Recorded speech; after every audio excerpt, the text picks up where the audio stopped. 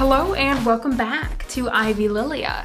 If you're new, make sure to subscribe. Today we're talking about the differences and similarities of IB and AP. I took the full IB diploma curriculum and earned the diploma, so I might be a little bit biased towards the IB curriculum, but I also took AP macroeconomics, AP chemistry, and a few pre-IB classes that were taught in the same way as AP language and composition, AP human geography, AP world history. Here we go. So the first thing I'd like to talk about is the format of the curriculum generally. So AP, there's no overarching curriculum. You get to pick any classes you want, and that's really great because you pick the AP classes that play to your strong suits.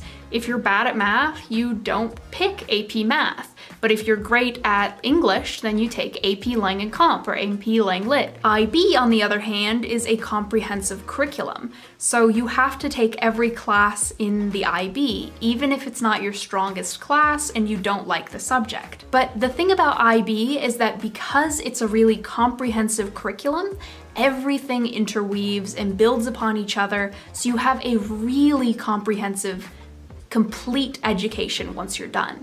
It's not like everything's segmented into individual courses. It is one overall curriculum. I really like that it was a comprehensive curriculum, but I would have liked more to be able to pick and choose classes that really played to my strengths. Number two is the way that the classes are taught, breadth versus depth. So how much content is covered versus how deeply analyzed the content is. AP goes really hard for breadth, so yes, you learn a lot, but you're not learning that much about any one thing. The curriculum really stresses fact-based knowledge rather than how things connect between and like analysis in between different facts. And IB really stresses depth.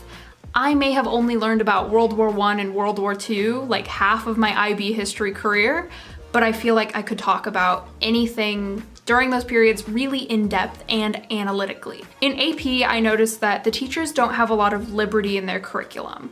Because there's so much fact-based specific content, it's really textbook-based that's mandated by the College Board. There's not a lot of liberty in terms of what the teacher thinks they're best at teaching or different formats.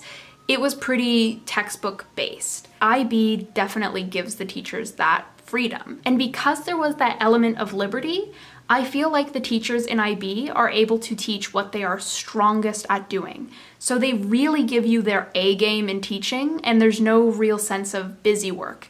Everything in their individual curriculums teaching to the IB is really well put together. The downside to the open-ended teaching style for IB is that it can be a little bit more confusing because often everything isn't grounded in a textbook and it's a little bit more laissez-faire. In terms of workload, I would say AP and IB are pretty much the same in terms of effort that you need to put in to do well in those classes, but the feeling when doing that coursework is very different. AP classes, homework feels like busy work. It doesn't feel like it takes a lot of brain power, but it does take a lot of effort. Even though I was completing the assignments and doing well, I didn't feel like I was really taking anything away from the assignments. AP is so segmented into topic, chapter, textbook reading. It's really easy to follow. Compared to IB, where everything kind of comes together at the end, it's very gradual and intertwining.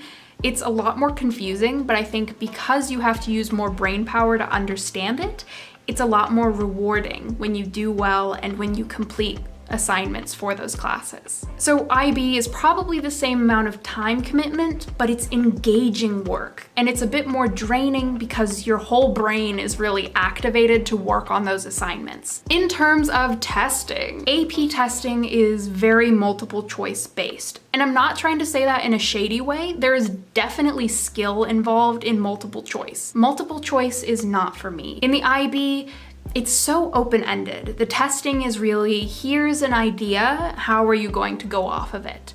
Because it's so open-ended, it can be really overwhelming. For me, I felt that that was a sense of security, in that if I didn't quite know what I was doing, I could make it so that I knew what I was doing by the end of the essay, versus a multiple choice question. You either know it or you don't. And finally, in terms of skills and knowledge gained, AP is much bigger and much more cookie cutter. I do think that's a good thing because you go into college with a very similar education to other people around you. In IB, every aspect of the curriculum asks you to think critically and use analysis, so you become really good at those skills. But the bad thing is, I could talk to someone that took the same class as me in IB, for instance, HL history, and we could have studied completely different topics. We wouldn't be able to talk about the same content at all. I feel kind of cheated because I don't have the same education as everyone.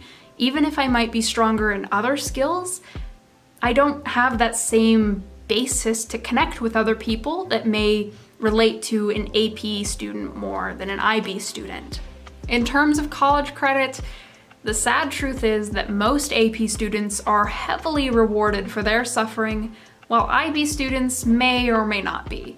I'm not. Most of my friends are at their schools. It's really a shot in the dark. I can say that I do feel better prepared by my IB classes than my AP classes for college. I'm not saying one is better than the other. I am saying that there are certain people that flourish better in IB or AP, and you just need to figure out what's going to be the best curriculum and education for you. If you liked this video, then you might like some of my other ones, so go ahead and check them out. Make sure to subscribe, and as always, I'll see you later.